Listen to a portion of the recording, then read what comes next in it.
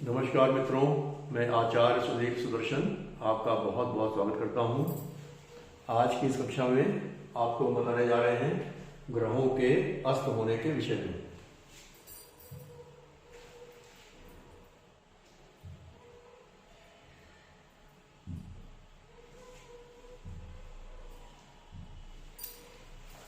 देखिए, पहले भी आपको बता चुके हैं कि किस प्रकार सारे ग्रह हमारे सौर मंडल में सूर्य का चक्कर लगा रहे हैं।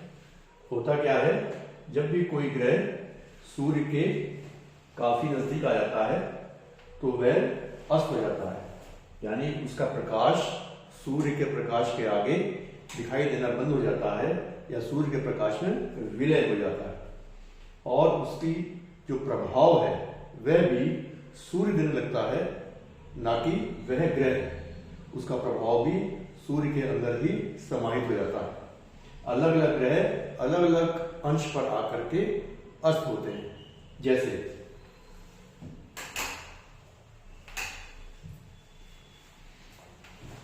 देखिए, चंद्रमा के लिए, चंद्रमा जब सूर्य से 12 डिग्री के अंदर आ जाता है, यानी सूर्य अगर 0 पर मान ले और उसके अगर 12 डिग्री के अंदर आ जाएगा तो वह अस्त हो जाएगा। इसी प्रकार मंगल 17 डिग्री तक, बुध 13 डिग्री तक, बृहस्पति 11 डिग्री तक, शुक्र 9 डिग्री तक और शनि 15 डिग्री तक, 15 डिग्री के अंदर सूर्य के पास आ जाएंगे तो वे अस्त माने जाते हैं। और उन ग्रह जो अस्त हो जाते हैं उनका क्या प्रभाव है यहां हम जानते हैं। देखिए, चंद्रमा, जब किसी व्यक्ति कुंडली में चंद्रमा अस्त होते हैं तो मानसिक अशांति, नींद न आना, मां से दूरी या मां का अस्वस्थ होना, पैतृक संपत्ति का ना मिलना या किसी कारणवश नष्ट होना, धन की कमी, जीवन में प्रसन्नता या आशा की कमी होना, व्यक्ति का अशांत हो जाना, मिर्गी होना, फेफड़ों में रोग होना आदि घटनाएं होती हैं। वह कब होगी? जब चंद्रमा की दशा, अंतर्दशा इत्यादि आएगी। इसके अलावा यदि चंद्रमा 8वें भाव के स्वामी के पाप प्रभाव में हो तो व्यक्ति बहुत लंबे समय तक अवसादग्रस्त, डिप्रेशन में रहता है। इसी प्रकार अगर वह 12वें भाव के स्वामी के प्रभाव में आने पर व्यक्ति नशे का आदी हो जाता है तथा किसी रोग की निरंतर दवा खाता है। अब चलते हैं बुध ग्रह के अस्त होने का फल। देखिए, अस्त बुध की अंतर्दशा में व्यक्ति भ्रमित, संवेदनशील, निर्णय लेने में विलंब करता है, अति विश्वास या न्यून विश्वास का शिकार होकर तनावग्रस्त हो जाता है, अशांत रहता है। उसके शरीर में लकवा, ऐंठन, श्वास रोग अथवा चर्म रोग हो जाते हैं। यदि अस्त बुध 6ठे भाव के स्वामी के पाप प्रभाव में हो तो व्यक्ति तनाव, चर्म रोग या लकवाग्रस्त होकर अस्वस्थ रहता है। यदि बुध 8वें भाव के स्वामी के पाप प्रभाव में हो तो व्यक्ति दमा रोग से ग्रसित, मानसिक अवसाद यानी डिप्रेशन अथवा किसी प्रियजन की मृत्यु का शोक भोगता है। यदि बुध 12वें भाव के स्वामी के पाप प्रभाव में हो तो व्यक्ति किसी नशे का शिकार या रोगग्रस्त रहता है। आइए चलते हैं मंगल की ओर। मंगल ग्रह के अस्त होने का क्या फल है ये देखते हैं। यदि किसी व्यक्ति की कुंडली में मंगल के अस्त होने पर उसकी अंतर्दशा में व्यक्ति का बिना बात के क्रोधित होना, नसों में दर्द, रक्त का दूषित हो जाना, रक्तचाप से पीड़ित होना आदि कष्ट हो जाते हैं। यदि अस्त मंगल पर राहु केतु का प्रभाव हो तो व्यक्ति दुर्घटना, मुकदमेबाजी या कैंसर का शिकार हो जाता है। आगे देखिए, यदि मंगल 6ठे भाव के स्वामी के पाप प्रभाव में हो तो अस्वस्थ, दूषित रक्त, कैंसर या विवाद में चोटग्रस्त हो जाता है।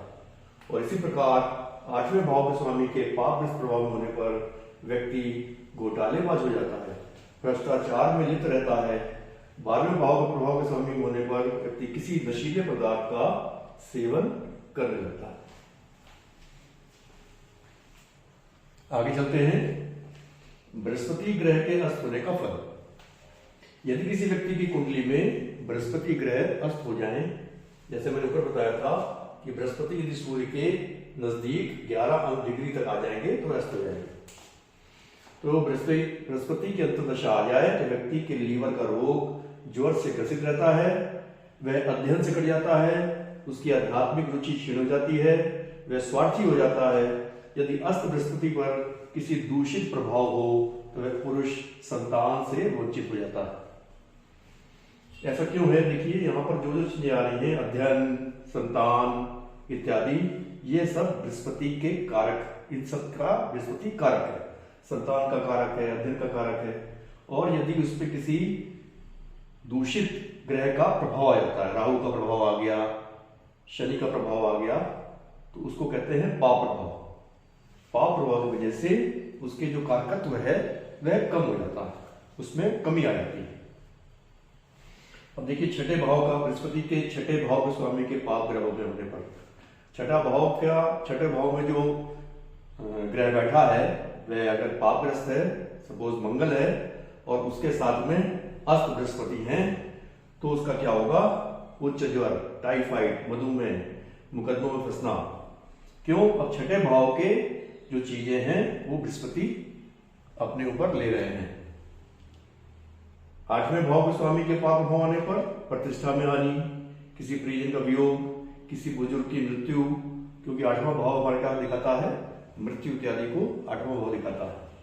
इसी प्रकार 12वें भाव के स्वामी के प्रभाव भाव में आने पर व्यक्ति के विवाहित संबंध बन जाते हैं और वह किसी व्यसन से ग्रसित हो जाता है।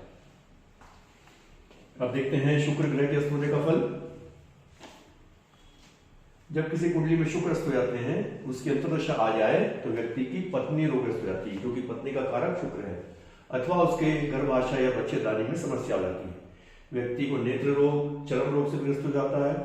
अस्त शुक्र के राहु केतु के प्रभाव में आने पर व्यक्ति की प्रतिष्ठा नष्ट होती है, वह किडनी विकार या मधुमेह का शिकार हो जाता है, क्योंकि शुक्र जो है वो मधुमेह का रोग देने वाले वैसे होते हैं। और उस पर यदि शुक्र का, राहु या केतु का प्रभाव आ जाएगा और वह अस्त भी है, तो उसको इन बीमारियों का शिकार हो जाएगा। आगे देखते हैं, यदि अस्त शुक्र छठे भाव के स्वामी के दुष्प्रभाव में हो तो मूत्राशय रोग, यौन रोग, चर्म रोग इत्यादि हो जाते हैं। आठवें भाव के स्वामी दुष्प्रभाव में हो तो दाम्पत्य जीवन में कटुता, किसी प्रियजन की मृत्यु, तथा 12वें भाव के स्वामी में हो तो यौन संक्रमण, रोग और नशे का आदि हो जाता है।